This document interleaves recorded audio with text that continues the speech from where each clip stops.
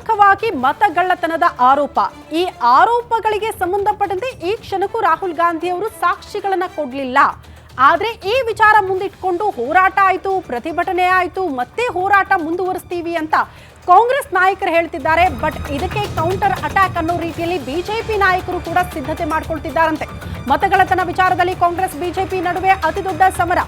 ರಾಹುಲ್ ಗಾಂಧಿ ವಿರುದ್ಧ ಕೇಸರಿ ನಾಯಕರು ನೀಗಿ ಕೆಂಡ ಕಾರ್ತಿದ್ದಾರೆ. ಮಹದೇವಪುರ ಕ್ಷೇತ್ರದಲ್ಲಿ ಚುನಾವಣಾ ಅಕ್ರಮದ ಆರೋಪ ಕೇಳೋದಕ್ಕೆ ಸಿಗ್ತಾ ಇದೆ. ರಾಹುಲ್ ಆರೋಪಕ್ಕೆ ತಿರುಗೇಟು ಕೊಡೋದಕ್ಕೆ ಬಿಜೆಪಿ ಕೂಡ ಪ್ಲಾನ್ ಮಾಡಿಕೊಂಡಿದೆ. ರಾಹುಲ್ ಗಾಂಧಿ ಆರೋಪ ಸುಳ್ಳು ಅಂತ ಅರವಿಂದ್ ಲಿಂಬಾವಳಿ ಅವರು ಆಲ್ರೆಡಿ ಹೇಳಾಗಿದೆ. ಕಾಂಗ್ರೆಸ್ ಆರೋಪಕ್ಕೆ ಬಿಜೆಪಿಯಿಂದಲೂ ರಿಲೀಸ್ ಆಗಿದ್ದ ದಾಖಲೆ, ಕಾಂಗ್ರೆಸ್ ವಿರುದ್ಧ ದಾಖಲೆ ರಿಲೀಸ್ ಮಾಡಿದ್ರು ಅರವಿಂದ್ ಲಿಂಬಾವಳಿ. ಕಾಂಗ್ರೆಸ್ನವರೇ ಮತಗಳ್ಳತನ ಮಾಡಿದ್ದು ಅನ್ನೋ ರೀತಿಯಲ್ಲಿ ಆರೋಪ. ಅಮಿತ್ ಶಾ ಸೂಚನೆಯ ಮೇರೆಗೆ ದಾಖಲೆಯನ್ನ ಲಿಂಬಾವಳಿಯವರು ಬಿಡುಗಡೆ ಮಾಡಿದ್ರು. ಇನ್ನಷ್ಟು ಮಾಹಿತಿ ಸಂಗ್ರಹ ಮಾಡ್ತಿದ್ದಾರಂತೆ ಇದೇ ವಿಚಾರಕ್ಕೆ ಸಂಬಂಧಪಟ್ಟಂತೆ ಅರವಿಂದ್ ಲಿಂಬಾವಳಿ. ಅಲ್ಲಿಗೆ ಮತಗಳ್ಳತನದ ವಿಚಾರಕ್ಕೆ ಸಂಬಂಧಪಟ್ಟಂತೆ ಎರಡೂ ಪಕ್ಷದ ನಾಯಕರ ಮಧ್ಯೆ ದೊಡ್ಡ ಮಟ್ಟದ ಜಟಾಪಟಿ ಆಗ್ತಾ ಇದೆ. ಪ್ರಮುಖವಾಗಿ ಮಹದೇವಪುರದಲ್ಲಿ ಮತಗಳ್ಳತನ ಆಗಿದೆ, ಅದಕ್ಕೆ ನಮ್ಮ ಹತ್ರ ಸಾಕ್ಷಿಗಳಿದೆ, ಇದೇ ವಿಚಾರಕ್ಕೆ ನಾವು ಹೋರಾಟ ಮಾಡ್ತೀವಿ, ಈ ರೀತಿ ಮತಗಳ್ಳತನ ಮಾಡಿಕೊಂಡೇ ಬಿಜೆಪಿ ಪದೇ ಪದೇ ಅಧಿಕಾರಕ್ಕೆ ಬರುತ್ತೆ ಅಂತ ರಾಹುಲ್ ಗಾಂಧಿ ಅವರು ಈ ಆರೋಪ ಮಾಡಿದ್ದೇ ತಡ ಕಾಂಗ್ರೆಸ್ ನಾಯಕರು ಇದೇ ವಿಚಾರ ಮುಂದಿಟ್ಕೊಂಡು ಹೋರಾಟ ಪ್ರತಿಭಟನೆಗಳ ಮುಂದಾದ್ರು. ಪ್ರಮುಖವಾಗಿ ರಾಹುಲ್ ಗಾಂಧಿ ಅವರ ನೇತೃತ್ವದಲ್ಲೇ ಹೋರಾಟ ಆಗೋಯ್ತು ಬೆಂಗಳೂರಿನಲ್ಲಿ. ಇದಾದ ಬಳಿಕ ಇದಕ್ಕೆ ಸಾಕ್ಷಿಗಳಿದ್ರೆ ಕೊಡಿ ಅಂತ ಚುನಾವಣಾ ಆಯೋಗ ಕೂಡ ಸೂಚನೆ ಕೊಟ್ಟಿದೆ. ಆದ್ರೆ ಇಲ್ಲಿ ತನಕ ಅದಕ್ಕೆ ಸೂಕ್ತ ರೀತಿಯ ದಾಖಲೆಗಳನ್ನ, ಸಾಕ್ಷಿಗಳನ್ನ ಕೊಡುವಲ್ಲಿ ಕಾಂಗ್ರೆಸ್ ನಾಯಕರು ವಿಫಲರಾಗಿದ್ದಾರೆ. ಇನ್ಫ್ಯಾಕ್ಟ್ ರಾಹುಲ್ ಗಾಂಧಿಯವರೇ ವಿಫಲರಾಗಿದ್ದಾರೆ. ಅಲ್ಲಿಗೆ ಗಾಳಿಯಲ್ಲಿ ಗುಂಡು ಹೊಡೆಯೋ ಪ್ರಯತ್ನಗಳಾಗ್ತಾ ಇದೆ ಕಾಂಗ್ರೆಸ್ ನಾಯಕರಿಂದ ಅಂತ. ಸೊ ನಮ್ಮ ಹತ್ರ ಕೂಡ ದಾಖಲೆಗಳಿದೆ, ಅದು ನಮ್ಮ ಮೇಲೆ ಕೇಳೋದಕ್ಕೆ ಸಿಗ್ತಾ ಇರುವಂತಹ ಆರೋಪ ಅಲ್ಲ, ಬದಲಾಗಿ ಕಾಂಗ್ರೆಸ್ ನಾಯಕರೇ ಮತಗಳ್ಳತನ ಮಾಡಿಕೊಂಡು ಅಧಿಕಾರದ ಚುಕ್ಕಾಣಿ ಹಿಡಿದಿದ್ದಾರೆ ಅಂತ ಅರವಿಂದ್ ಲಿಂಬಾವಳಿ ಅವರು ಕೂಡ ಗಂಭೀರ ಆರೋಪ ಮಾಡಿದ್ರು. ಅದಕ್ಕೆ ಸಂಬಂಧಪಟ್ಟಂತಹ ಒಂದಷ್ಟು ದಾಖಲಾತಿಗಳನ್ನ ಬಿಜೆಪಿ ಹೈಕಮಾಂಡ್ನಿಂದಲೇ ಪರ್ಮಿಷನ್ ಪಡೆದುಕೊಳ್ಳೋ ಮೂಲಕ ಅದನ್ನ ಬಿಡುಗಡೆ ಮಾಡಿದ್ದಾರೆ.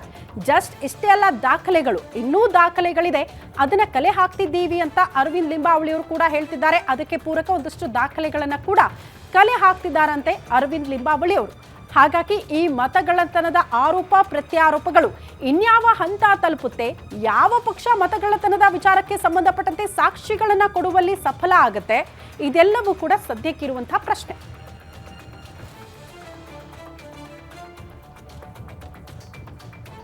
ಈ ಬಗ್ಗೆ ಮತ್ತಷ್ಟು ಡೀಟೇಲ್ಸ್ ಅನ್ನ ಪಡ್ಕೊಳ್ಳೋಣ.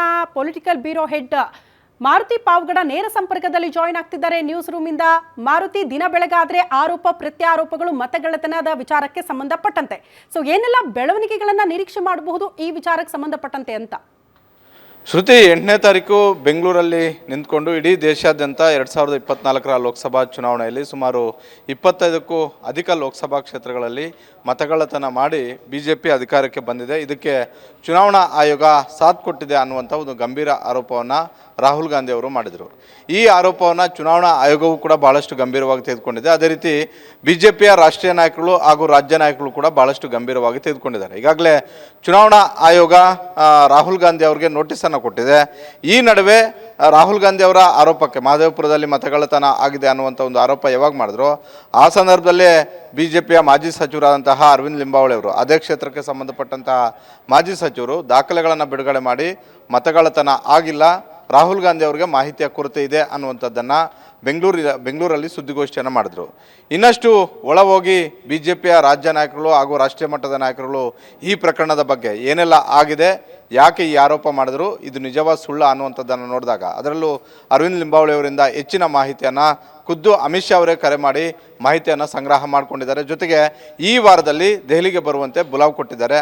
ಅಂದರೆ ಅಷ್ಟು ಸುಲಭವಾಗಿ ಈ ಪ್ರಕರಣವನ್ನು ನಾವು ಕೈ ಚೆಲ್ಲಬಾರ್ದು, ಕೈ ಬಿಡಬಾರ್ದು. ಯಾಕಂತ ಹೇಳಿದ್ರೆ ಭಾಳಷ್ಟು ಗಂಭೀರ ಆರೋಪ. ಒಂದು ವೇಳೆ ಮೌನ ವಹಿಸಿದ್ದೆ ಆದರೆ ಅದು ರಾಹುಲ್ ಗಾಂಧಿ ಅವರು ಮಾಡಿದಂಥ ಒಂದು ಆರೋಪ ನಿಜ ಅನ್ನುವಂಥ ಒಂದು ಚರ್ಚೆ ಸಾರ್ವಜನಿಕ ವಲಯದಲ್ಲಿ ಆಗ್ಬೋದು.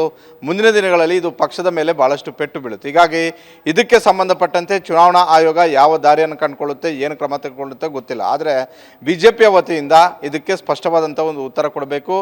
ರಾಹುಲ್ ಗಾಂಧಿ ಸೇರಿದಂತೆ ಕಾಂಗ್ರೆಸ್ ನಾಯಕರು ಯಾರೆಲ್ಲ ಆರೋಪ ಮಾಡಿದ್ದಾರೆ ಅವ್ರಿಗೆ ಸರಿಯಾದಂಥ ಒಂದು ಉತ್ತರವನ್ನು ದೆಹಲಿಯಿಂದಲೇ ಕೊಡಿಸಬೇಕು ಅನ್ನುವಂಥ ಒಂದು ನಿರ್ಧಾರಕ್ಕೆ ಬಿಜೆಪಿ ಬಂದಂತೆ ಕಾಣಿಸ್ತಾ ಇದೆ. ಹೀಗಾಗಿ ಅಮಿತ್ ಶಾ ಅವರಿಗೆ ಹೆಚ್ಚಿನ ಮಾಹಿತಿಯನ್ನು ಸಂಗ್ರಹಿಸಿ ಹೆಚ್ಚಿನ ದಾಖಲೆಗಳನ್ನು ತೆಗೆದುಕೊಂಡು ದೆಹಲಿಗೆ ಬನ್ನಿ ಅನ್ನುವಂಥ ಒಂದು ಬುಲಾವನ್ನು ಕೊಟ್ಟಿದ್ದರು. ಬಹುತೇಕ ನಾಳೆ ಇಲ್ಲವೇ ನಾಡಿದ್ದು ಅಮಿತ್ ಶಾ ಅವರ ಭೇಟಿಗೆ ರೆಬಲ್ಸ್ ತಂಡ ಇಡೀ ತಂಡ ಹೋಗುವಂತಹ ಸಾಧ್ಯತೆ ಜಾಸ್ತಿ ಆಗಿದೆ. ಅದರಲ್ಲೂ ಅರವಿಂದ್ ಲಿಂಬಾವಳಿ ಅವರನ್ನು ಖುದ್ದು ಬರುವಂತೆ ಸೂಚನೆ ಕೊಟ್ಟಿರೋದ್ರಿಂದ ಬಹುತೇಕ ಮೊನ್ನೆ ಸುದ್ದಿಗೋಷ್ಠಿ ಮಾಡುವಂಥ ಒಂದು ಸಂದರ್ಭದಲ್ಲಿ ಅರವಿಂದ್ ಲಿಂಬಾವಳಿ ಹೇಳಿದರು, ನಾನು ಕೂಡ ದೆಹಲಿಗೆ ಹೋಗಿ ಪವರ್ ಪಾಯಿಂಟ್ ಪ್ರೆಸೆಂಟೇಷನನ್ನು ಮಾಡ್ತೀನಿ. ಮಹದೇವಪುರ ಅಷ್ಟೇ ಅಲ್ಲ, ಇಡೀ ದೇಶಾದ್ಯಂತ ಯಾವ ರೀತಿಯಾಗಿ ಇವತ್ತು ವೋಟರ್ ಲಿಸ್ಟ್ ಇದೆ, ಈ ವೋಟರ್ ಲಿಸ್ಟ್ಗೆ ಯಾರು ಕಾರಣ, ಇಲ್ಲಿ BLOಗಳು ಕಾರಣವಾ, ಇಲ್ಲವ ಚುನಾವಣಾ ಆಯೋಗದ ನಿರ್ಲಕ್ಷ್ಯತೆ ಕಾರಣವಾ, ಇಲ್ಲವ ಯಾವುದೋ ಒಂದು ಪಕ್ಷವ ಕಾರಣವಾ ಅನ್ನುವಂಥದ್ದು. ಯಾಕಂತ ಹೇಳಿದ್ರೆ ರಾಹುಲ್ ಗಾಂಧಿ ಅವರು ಸಂಗ್ರಹ ಮಾಡಿದಂತಹ 6 ತಿಂಗಳ ಮಾಹಿತಿ ಕೇವಲ ನನಗೆ 6 ಗಂಟೆಯಲ್ಲಿ ನನಗೆ ಸಿಕ್ಕಿದೆ. ಆ ಎಲ್ಲ ಮಾಹಿತಿಯನ್ನು ಇಟ್ಕೊಂಡು ನಾನು ಮಾತಾಡ್ತಾ ಇದ್ದೀನಿ. ಮಹದೇವಪುರದಲ್ಲಿ ಮತಗಳ್ಳತನ ಆಗಿಲ್ಲ. ಅದೇ ರೀತಿ ದೇಶದ ಯಾವುದೇ ಭಾಗದಲ್ಲೂ ಕೂಡ ಮತಗಳ್ಳತನ ಮಾಡೋದಕ್ಕೆ ಸಾಧ್ಯವಿಲ್ಲ ಅನ್ನುವಂಥದ್ದನ್ನು ಅರವಿಂದ್ ಲಿಂಬಾವಳಿ ಹೇಳಿದರು. ಹೀಗಾಗಿ ಅಮಿತ್ ಶಾ ಅವರು ಹೆಚ್ಚು ಮಾಹಿತಿ ಸಂಗ್ರಹ ಮಾಡಿಕೊಂಡು ದೆಹಲಿಗೆ ಬನ್ನಿ ಅನ್ನುವಂಥ ಒಂದು ಬುಲಾವನ್ನು ಕೊಟ್ಟಿರುವಂಥದ್ದು. ನಾಳೆ ಇಲ್ಲವೇ ನಾಡಿದ್ದು ಅರವಿಂದ್ ಲಿಂಬಾವಳಿ ಮತ್ತು ಆ ಟೀಮ್ ರೆಬಲ್ಸ್ ಟೀಮ್ ದೆಹಲಿಗೆ ಹೋಗುವಂಥ ಒಂದು ಸಾಧ್ಯತೆ ಇದೆ. ದೆಹಲಿಯಿಂದಲೇ ದೇಶಕ್ಕೆ ಒಂದು ಸಂದೇಶ ರವಾನೆ ಮಾಡಬೇಕು. ರಾಹುಲ್ ಗಾಂಧಿ ಅವರು ಮಾಡಿರುವಂಥ ಒಂದು ಆರೋಪದಲ್ಲಿ ಉರುಳಿಲ್ಲ ಅನ್ನುವಂಥದ್ದನ್ನು ಹೇಳಬೇಕು ಅನ್ನುವಂಥ ಒಂದು ನಿರ್ಧಾರಕ್ಕೆ BJP ಹೈಕಮಾಂಡ್ ಬಂದಂತೆ ಕಾಣಿಸ್ತಾ ಇದೆ. ಹೀಗಾಗಿ ರಾಹುಲ್ ಗಾಂಧಿ ಅವರು ಮಾಡಿರುವಂಥ ಒಂದು ಆರೋಪಕ್ಕೆ ಒಂದು ಕಡೆ ಚುನಾವಣಾ ಆಯೋಗ ನೋಟಿಸ್ ಕೊಟ್ಟಿದೆ, ಮತ್ತೊಂದು ಕಡೆ BJP ಕೂಡ ಇದನ್ನು ಕೇವಲ ರಾಜಕೀಯ ಆರೋಪ ಅಂತ ತೆಗೆದುಕೊಳ್ಳದೆ ಮುಂದಿನ ದಿನಗಳಲ್ಲಿ ಕಾನೂನಾತ್ಮಕವಾದಂಥ ಒಂದು ಹೋರಾಟಕ್ಕೂ ಕೂಡ ಸಜ್ಜಾಗಬೇಕು ಅನ್ನುವಂತಹ ಚರ್ಚೆಗಳು ಆರಂಭ ಆಗಿದ್ದಾವೆ. ಈ ಹಿನ್ನೆಲೆಯಲ್ಲಿ ಈ ಪ್ರಕರಣ ಇನ್ನಷ್ಟು ತೀವ್ರತೆ ಪಡ್ಕೊಳ್ಳುವಂತಹ ಎಲ್ಲ ಸಾಧ್ಯತೆಗಳು ದಟ್ಟವಾಗಿದ್ದಾವೆ. ಶ್ರುತಿ.